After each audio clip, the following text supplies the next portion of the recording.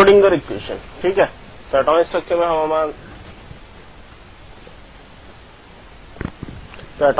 में हम हमारा नेक्स्ट टॉपिक जो है श्रोडिंगर इक्वेशन। बेसिकली ये जो इक्वेशन है इसके थ्रू जो है हम shapes of orbitals find out करते थे, जो हमने ऑलरेडी पढ़ चुके हैं। ठीक है, तो और बेसिकली इसका जो यूज होता है वो ये होता है कि फाइंड आउट करना, मतलब हम ग्राफ बनाएंगे इसमें ऑर्बिटल्स के लिए और नंबर ऑफ रेडियल्स के टर्म्स में बनाएंगे कि नंबर ऑफ रेडियल्स कैसे उनको हम शो करेंगे श्रोडिंगर इक्वेशन में। तो जो मेन श्रोडिंगर इक्वेशन है, ठीक है, वो कौन सी है? v square psi plus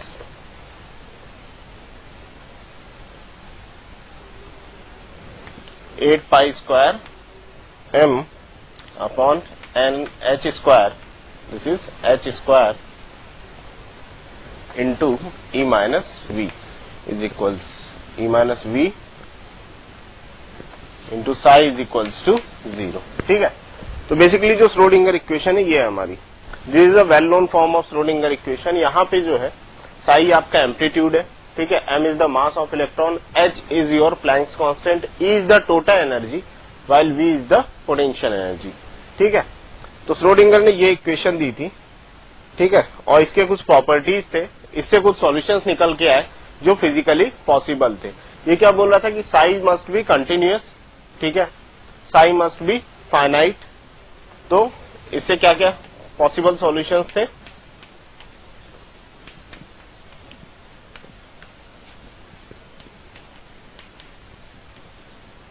Possible solutions of the equation is psi must be continuous. Second is psi must be finite.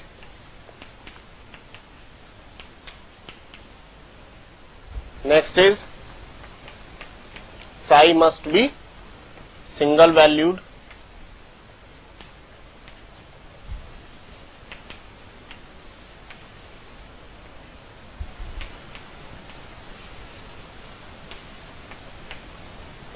ठीक है, so these were the possible solutions from this Schrodinger equation. अब क्या हुआ कि इनको जो है एक नए फॉर्म में कन्वर्ट किया गया था, तो उसकी हमको डिटेल्स में नहीं जाना है। ठीक है, तो वो नया फॉर्म श्रोडिंगर इक्वेशन का लिखते हैं और उससे हमें क्या मालूम पड़ेगा कि रेडियल पार्ट और एंगुलर पार्ट बताएगा। ठीक है, तो जिससे हमको रेडियल नोड और एंगुलर नोड का आइडिया लगेगा कि how we can calculate that particular equation.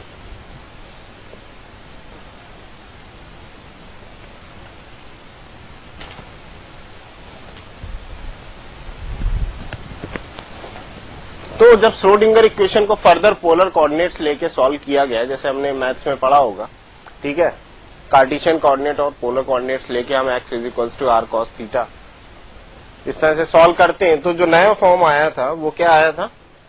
Sai is equals to R R it is NL into A into ML। ठीक है, तो ये जो था हमारा ये पोर्शन, ठीक है, ये क्या दे रहा था? Radial function. और ये जो पोर्शन था ये हमें क्या दे रहा था? Angular function.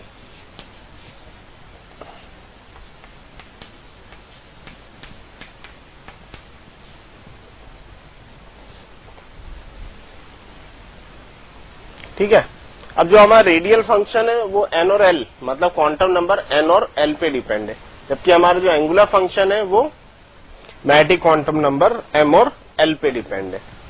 ठीक,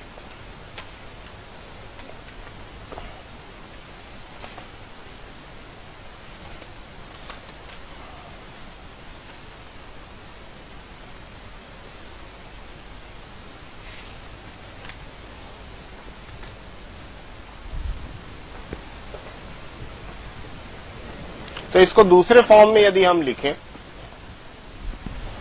तो किस तरह से लिखेंगे? इसका जब आप नेक्स्ट फॉर्म लिखोगे श्रोडिंगर फंक्शन का, ठीक है, यदि आपने एंगल्स लिए हैं तो ये क्या हो जाएगा, psi is equals to psi R into psi bracket में थीटा एंड फाई। ठीक है, तो ये आपका न्यू फॉर्म हो गया श्रोडिंगर इक्वेशन का। ये आपको क्या दे रहा है, रेडियल पार्ट की इंफॉर्मेशन,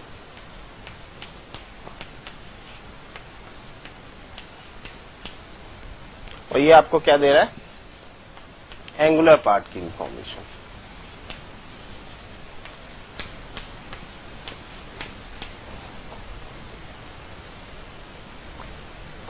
अब मैंने बात की थी कि इससे हम जो है ग्राफ बनाएंगे। ठीक है, अब ग्राफ को बनाने के लिए, ये तो हमारी जनरल इंफॉर्मेशन हो गई, ग्राफ को बनाने के लिए एक हमने इक्वेशन डिराइव किया है, मतलब जो इसको सॉल्व करके आएगा, तो हमें उसकी डिटेल्स में नहीं जाना है, हम उस इक्वेशन को लिखेंगे। ठीक है, वो इक्वेशन पॉलिनोमियल्स के टर्म्स में है, और उस इक्वेशन से हमें आइडिया लगेगा कि भाई हमारे रेडियल नोड्स कितने हैं। ठीक है, तो वो इक्वेशन जैसे लिख के देखते हैं, उसका एक जनरल फॉर्मूला लिखते हैं उस इक्वेशन का, और फिर उनको सॉल्व करके हम ग्राफ फाइंड आउट करते हैं।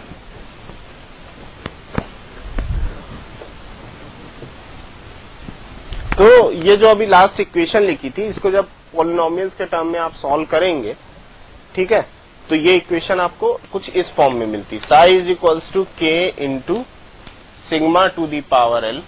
ठीक है, ब्रैकेट में क्या है, polynomial of sigma of degree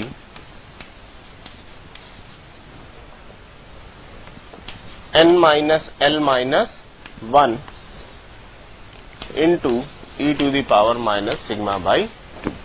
ठीक है, अब L जो है आपका क्या बता रहा है, L is giving the information of angular node.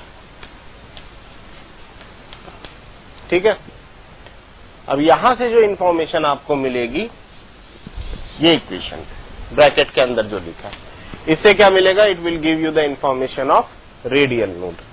ठीक है, तो ये आपको क्या देगी, रेडियल नोड।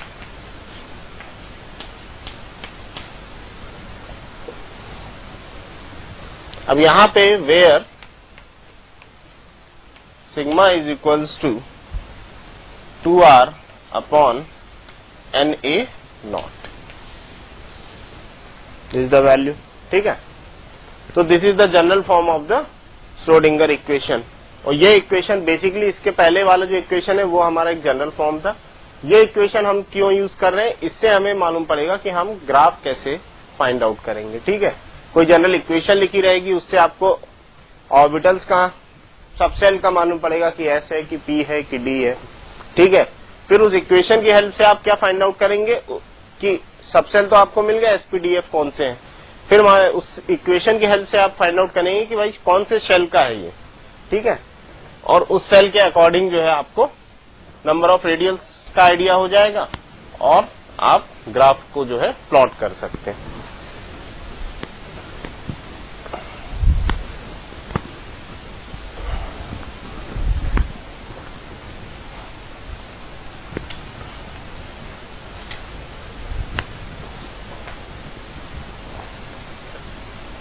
मान लीजिए कोई जनरल इक्वेशन मेरा इस तरह से लिखा है। ठीक है, k into sigma to the power 2, bracket में क्या लिखा है, sigma square plus 2 sigma plus 3 into E to the power minus sigma by 2। ठीक, अब इसका जो जनरल फॉर्म हमने इससे पहले लिखा था, उससे आप आइडिया देखिए, L की वैल्यू क्या दिख रही है आपको, sigma to the power L था बाहर, L की वैल्यू क्या है, 2 है ना।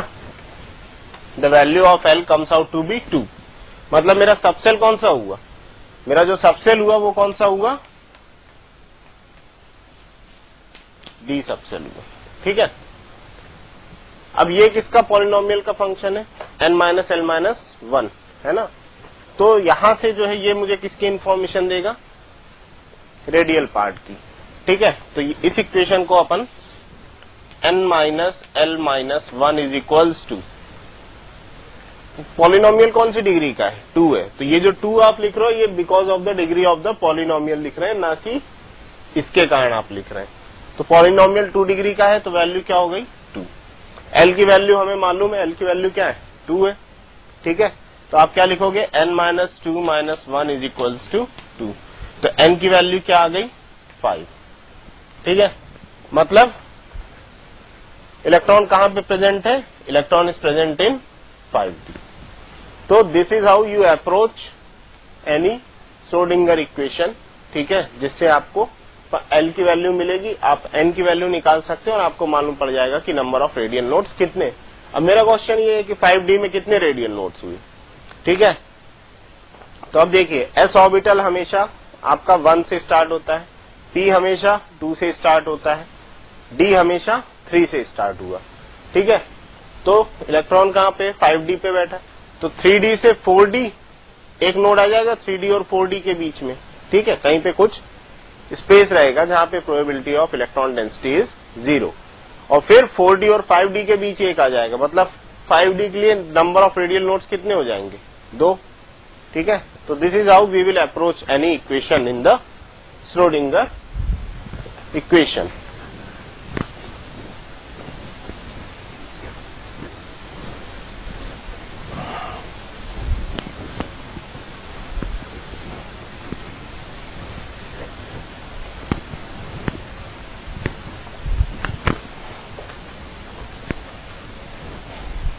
मान लीजिए सिग्मा आर,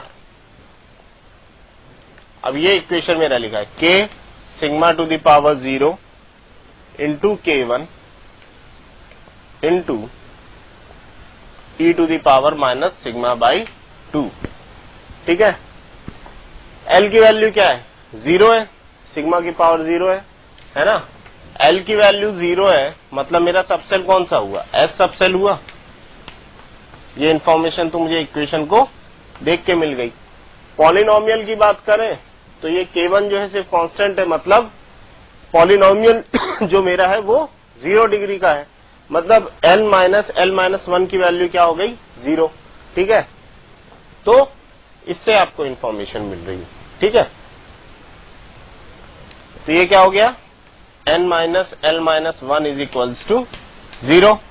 n की वैल्यू तो हमें निकालनी है, l की वैल्यू क्या है? 0 है। ठीक है, तो आप क्या लिखोगे? n minus 0 minus 1 is equals to 0, that is value of n comes out to be 1। n की वैल्यू क्या आ गई? 1 आ गई। तो मेरा क्या हो गया? ये 1s हो गया ऑर्बिटल। ठीक है, number of radial node 1s में कितने होंगे? एक भी नहीं होगा, है ना, क्योंकि न्यूक्लियस से सीधे क्या आया? 1s। यदि 2s होता तो एक रेडियल नोड आता, 1s और 2s के बीच में एक नोड आ जाता, रेडियल नोड, है ना। तो इसका जो ग्राफ बनेगा, ठीक है, और ये क्या बता रहा है आपको? e to the power minus X का ग्राफ। ठीक है, this is representing the graph of e to the power minus X. अब आप ग्राफ कैसे बनाएंगे इसका? और ये इक्वेशन सॉल्व करके आपको रेडियल पार्ट की इंफॉर्मेशन दे रहा है। ठीक है, तो इसका जो ग्राफ बनेगा वो कुछ इस तरह बनेगा। ठीक है,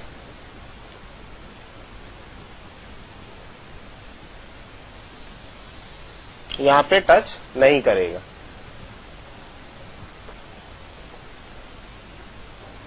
तो ये हो गया साई आर वर्सेस आर का ग्राफ। ठीक है, और ये किसके लिए बना है? 1s के लिए, फॉर 1s। एक भी रेडियल नोड नहीं है तो कहीं पे कोई टच नहीं कर रहा है। ठीक है, so this is the graph for 1s orbital. Next देखते हैं, 2s की बात करते हैं।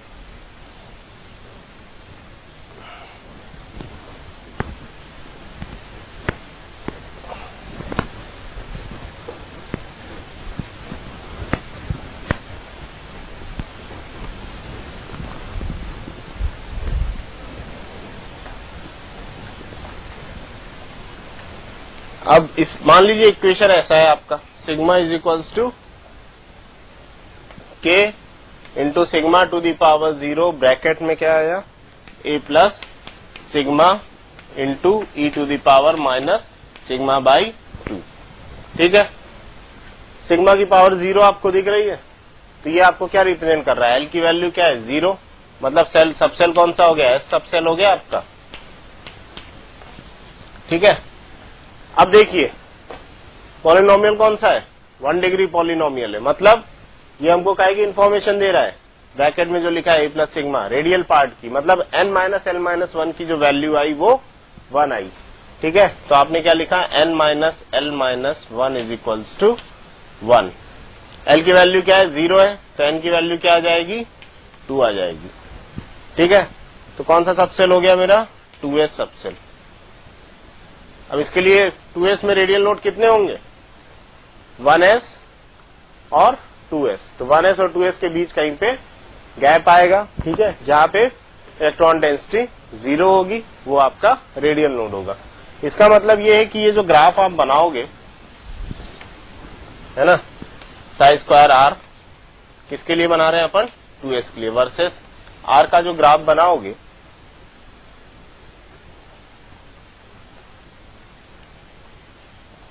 तो ये ग्राफ कुछ यहां से इस तरह आते हुए ऐसा। ठीक है, तो ये हो गया मेरा क्या, एक रेडियल नोड।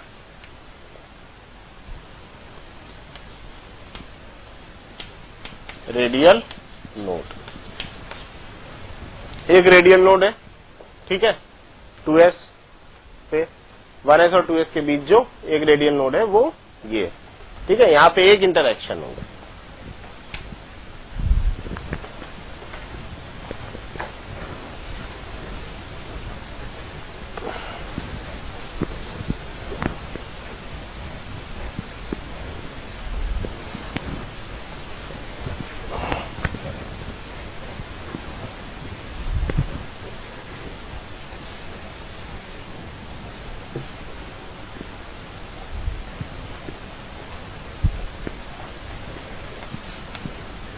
मान लीजिए ऐसा इक्वेशन आपका लिखा है, k into sigma to the power 0 sigma cube plus a sigma square plus b sigma plus c into E to the power minus sigma by 2। l की वैल्यू वही 0, मतलब आपको क्या मिला है, सबसेल मिला। ठीक है, पॉलिनोमियल कौन सा है, 3 डिग्री पॉलिनोमियल है, मतलब n minus L minus 1 is equals to 3। ये 3 कहां से आ रहा है, 3 डिग्री पॉलिनोमियल से।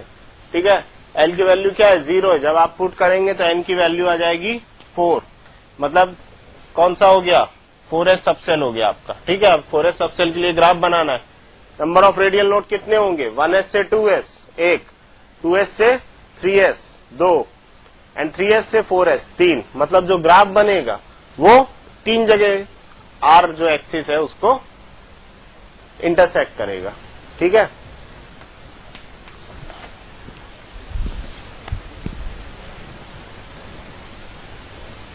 One, this will be 2, this will be 1 2 and 3।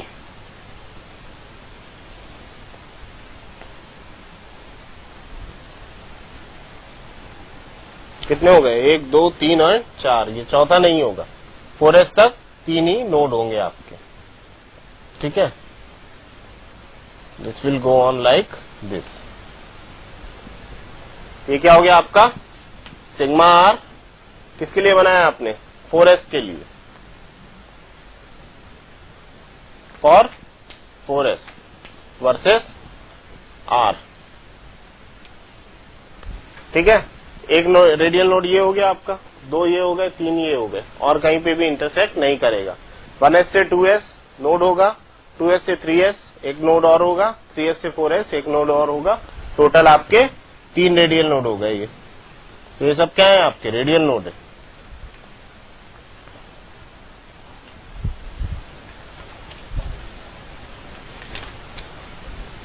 अब ये बात हो गई एस के लिए, ठीक है। अब कुछ पी के केसेस देखते हैं, पी के केस में कैसे बनाएंगे। 1s के केस में कहीं पे भी इंटरसेक्ट नहीं किया था, क्यों?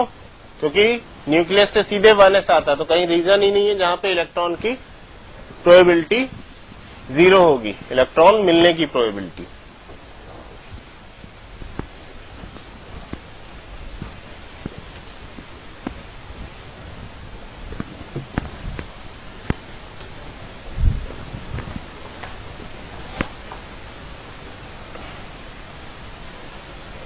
मान लीजिए सिग्मा 2p के लिए यदि ग्राफ बनाएंगे तो इसका इक्वेशन यदि आप लिखेंगे तो इक्वेशन क्या आएगा?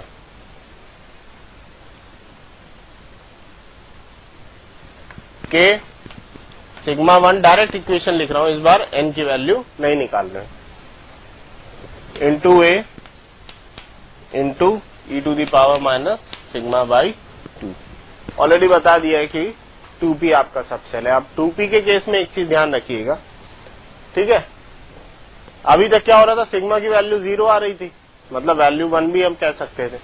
जहां पे भी आपको सिग्मा बाहर दिख रहा है इक्वेशन में, तो ग्राफ जो है ओरिजिन से पास होगा, पहला पॉइंट ध्यान रखिएगा, ठीक है। जहां पे भी आपका सिग्मा जो है, सिग्मा की कुछ वैल्यू है, सिग्मा की पावर है, ठीक है, वहां पे एस के केस में क्या हो रहा था, सिग्मा टू दी पावर 0 आ रहा था, तो वो ग्राफ हमारा ओरिजिन से नहीं हो रहा था। लेकिन जहां पे भी आपको वैल्यू 1 दिख रही है, 2 दिख रही है, तो ग्राफ कहां से पास हो रहे हैं, ओरिजिन से पास हो रहे हैं। तो 2p का जो ग्राफ स्टार्ट होगा वो ओरिजिन से स्टार्ट होगा, ठीक है। तो इसका ग्राफ किस तरह बनेगा,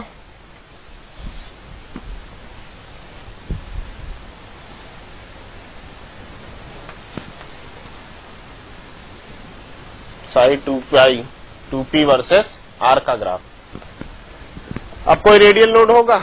नहीं होगा, क्यों? क्योंकि p हमेशा 2 से स्टार्ट होता है, ठीक है। तो ये ग्राफ आपका कहां से जाएगा, ओरिजिन से इस तरह जाएगा, कहीं पे भी टच नहीं करेगा, ठीक है। It will not touch anywhere.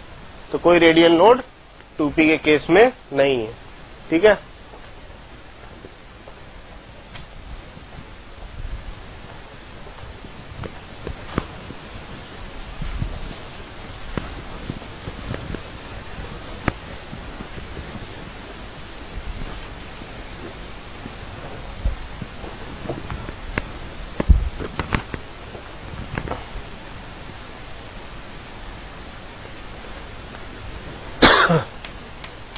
अब मान लीजिए इक्वेशन इस तरह कुछ लिखा है आपको, k इंटू सिग्मा ब्रैकेट में क्या हो गया, a प्लस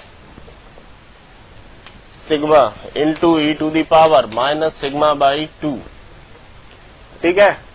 सिग्मा लिखा है, मतलब सिग्मा की पावर क्या है, 1 है ना। तो l की वैल्यू क्या है मेरी, 1 है, मतलब कौन सा सबसेल हो गया, p सबसेल, ठीक है। डिग्री ऑफ पॉलिनोमियल क्या है, सिग्मा पे मैक्सिमम पावर क्या है, 1 है ना। मतलब n माइनस l माइनस 1 की वैल्यू क्या है, 1 है। l की वैल्यू क्या है, यहाँ पे 1 है, ठीक है। तो आप क्या लिखोगे, n minus 1 is equals to 1। तो n की वैल्यू आपकी क्या आ गई, 3, मतलब कौन सा सबसेल हो गया आपका, 3p। अब इसका ग्राफ बनाना है, कितने नंबर ऑफ रेडियल नोड्स होंगे, 2p से स्टार्ट होता है और नेक्स्ट क्या है, 3p। तो 2p और 3p के बीच एक रेडियल नोड होगा। सिग्मा क्योंकि बाहर है इसलिए ग्राफ आपका ओरिजिन से पास होगा। तो ये आपने स्टार्ट किया, ठीक है, psi of 3p, then r, graph origin से पास होगा, एक बार इंटरसेक्ट किया, नेक्स्ट कहीं पे भी टच नहीं करेगा, okay, it will not touch anywhere.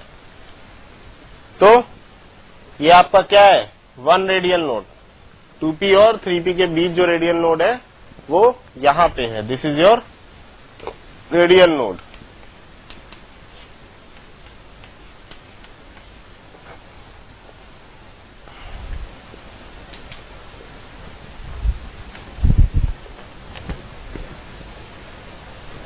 तो इस तरह से हम इन इक्वेशंस को सॉल्व करते हैं। अब डायरेक्ट क्या करेंगे, हम सीधे सीधे ग्राफ बना के देखते हैं।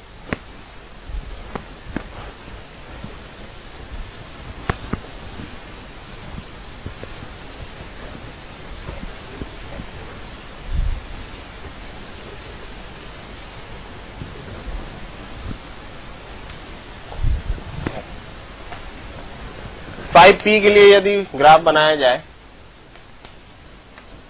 तो 5p में नंबर ऑफ रेडियल नोड कितने हो गए, 2p कहां से 2 से स्टार्ट हो रहा है तो 2p से 3p एक रेडियल नोड, 3p से 4p दो रेडियल नोड हो, 4p से 5p तीन रेडियल नोड हो गए, तो तीन रेडियल नोड होंगे। ठीक है, और सिग्मा आपका बाहर रहेगा तो ग्राफ आपका ओरिजिन से पास होगा। ठीक है, तो ये आया एक, देन सेकेंड, देन थर्ड,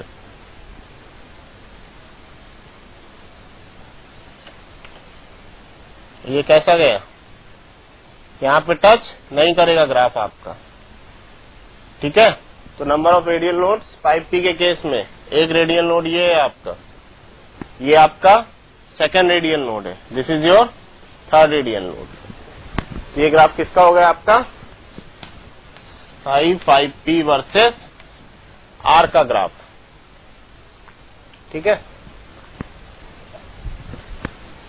अब नेक्स्ट जो है आता है ग्राफ, वो किसके लिए हम बनाएंगे, प्रोबेबिलिटी डिस्ट्रीब्यूशन कर्व के लिए।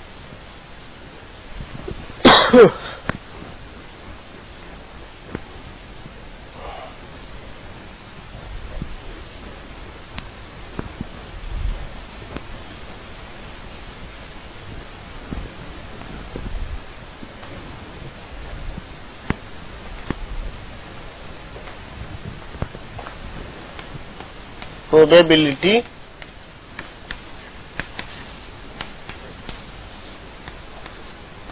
डिस्ट्रीब्यूशन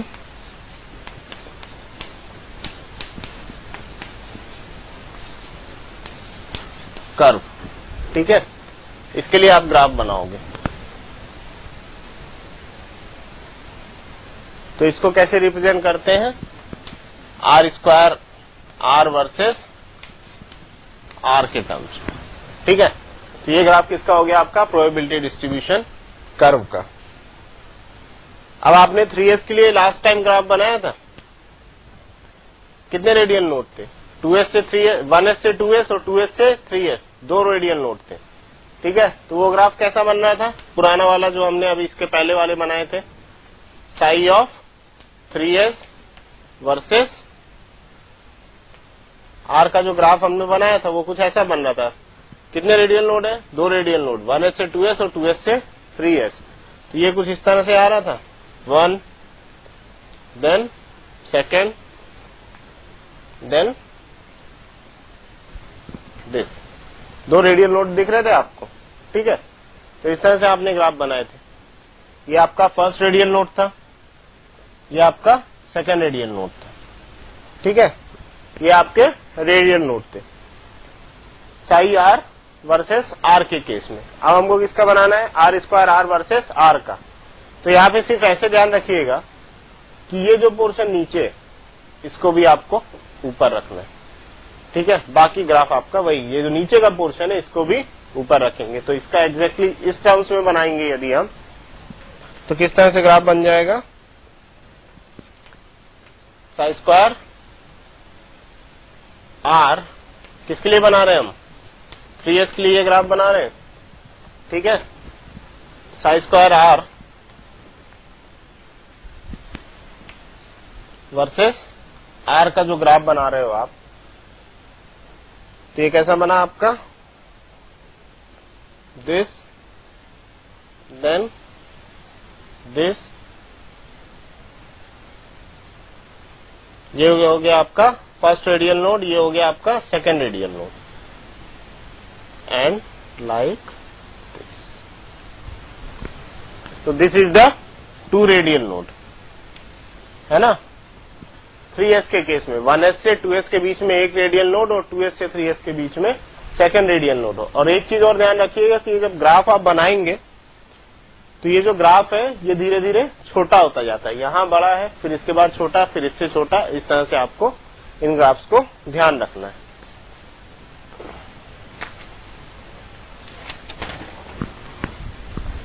नेक्स्ट ग्राफ बनाते हैं, 6P के लिए बना के देखते हैं।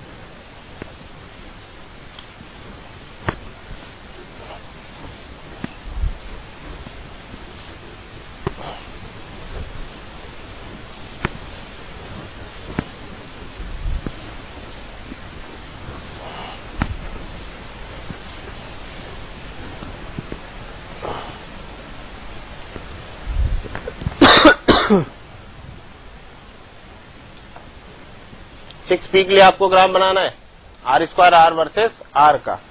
6P के लिए रेडियल लोड्स कितने हो जाएंगे?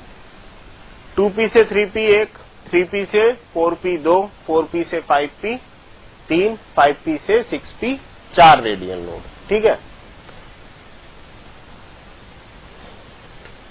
और इसमें एक चीज, P की बात हो रही, मतलब सिग्मा की वैल्यू 1 हो गई और बाहर एग्जिस्ट कर रही है, ब्रैकेट के बाहर, रेडियल पार्ट के बाहर सिग्मा की वैल्यू है, मतलब ग्राफ किससे पास होगा? ओरिजिन से, जैसे पहले बताया है ना। तो ये ग्राफ ओरिजिन से ही पास होगा और नंबर ऑफ रेडियल नोड्स इसमें कितने हो जाएंगे आपके? 4। तो ग्राफ कैसे बनेगा?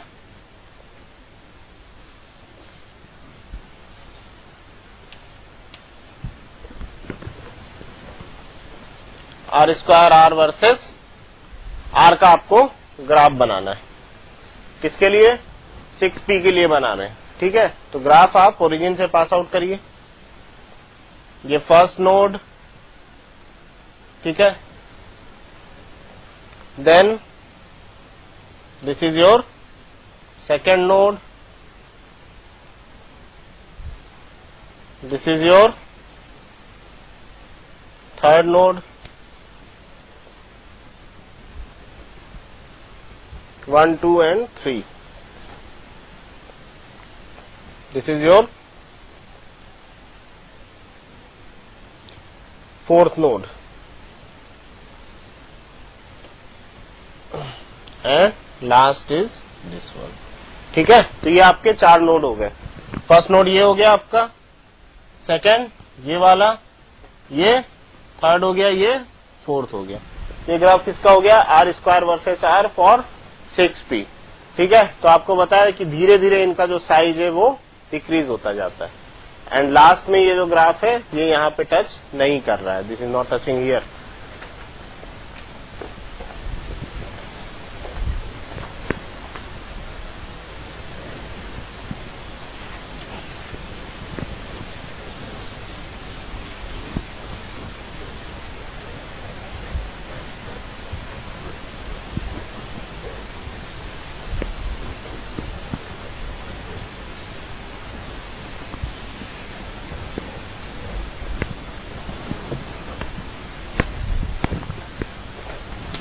And next is total probability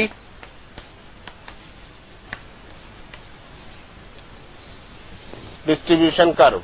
ठीक है, तो अब इसका ग्राफ कैसे बनाना है ये देखते हैं।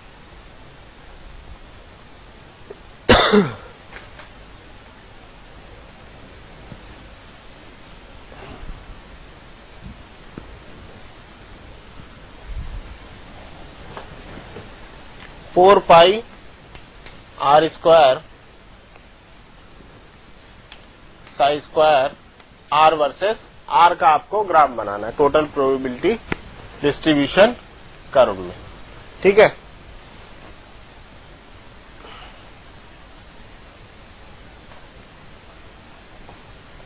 अब ये हमको किसके लिए बताता है कि स्फेरिकल वॉल्यूम में इलेक्ट्रॉन मिलने की जो प्रोबेबिलिटी डेंसिटी है उसके लिए हम ये ग्राफ बनाते हैं। इसके पहले के जो ग्राफ हम बना रहे थे वो इलेक्ट्रॉन मिलने की एक पर्टिकुलर पॉइंट पे क्या प्रोबेबिलिटी है उसके हिसाब से बना रहे थे। ठीक है, तो इसके लिए जैसे आप 1s का ग्राफ बनाएंगे, ठीक है, तो इसमें एक चीज ध्यान रखिएगा कि अभी तक इसके पहले जो हमने ग्राफ बनाए थे तो एस सब सेल के लिए हम लोग क्या कर रहे थे?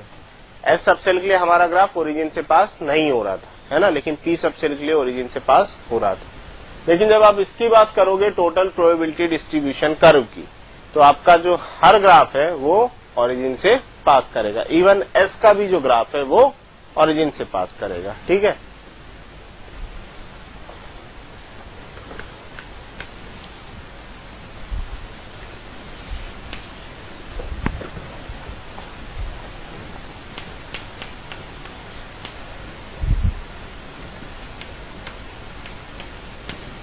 इसका यदि हम ग्राफ बनाएं और किसके लिए बना रहे हैं, 1s के लिए।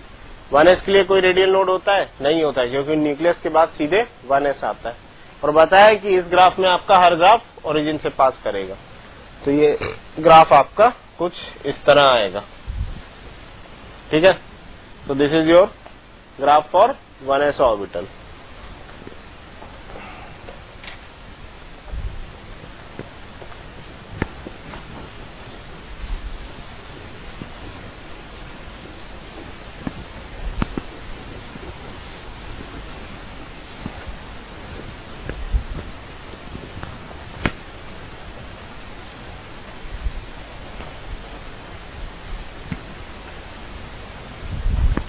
टू एस के लिए बनाते हैं इस ग्राफ को। ठीक है, नाउ ग्राफ किसके लिए बनना है, 2s के लिए। और बताया कि हर ग्राफ इसका जो ही बनेगा वो ओरिजिन से पास करेगा। ठीक है, और काहे के लिए हम बना रहे हैं, इलेक्ट्रॉन के मिलने की प्रोबेबिलिटी किसी स्फेरिकल वॉल्यूम में क्या है, उसके लिए हम ये ग्राफ बनाते हैं। तो ये क्या हो गया हमारा 2s के लिए, क्या हो गया 4 pi R square psi square 2s। ठीक है, अब 2s के लिए यदि बात कर रहे हैं तो नंबर ऑफ रेडियल नोड कितने हो गए, एक हो गए। 1s और 2s के बीच एक रेडियल नोड होता है। ठीक है, तो ग्राफ हमारा ओरिजिन से पास किया, फिर यहां पे टच किया। ठीक है, और उसके बाद ये फिर ऊपर गया in this manner.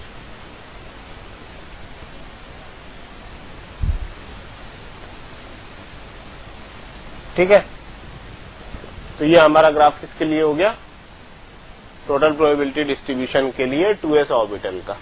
Number of radial node हमारे कितने हैं 2s में, 1s और 2s के बीच एक रेडियल नोड होता है, तो ये हमारा रेडियल नोड हुआ। इसमें एक चीज ध्यान रखिएगा कि जब आप ग्राफ बनाएंगे तो ये जो ग्राफ है ये धीरे धीरे बढ़ते जाएंगे, जबकि पिछले वाले में क्या हो रहा था, कम हो रहे थे साइज वाइज, है ना। तो ये क्या है, ये छोटा रहेगा, फिर नेक्स्ट वाला इससे बड़ा, इसका जो नेक्स्ट बनता मान लीजिए कोई नोड होता है तो वो उससे ही बड़ा होता है। तो इस तरह से हम इन ग्राफ्स को ध्यान रखेंगे।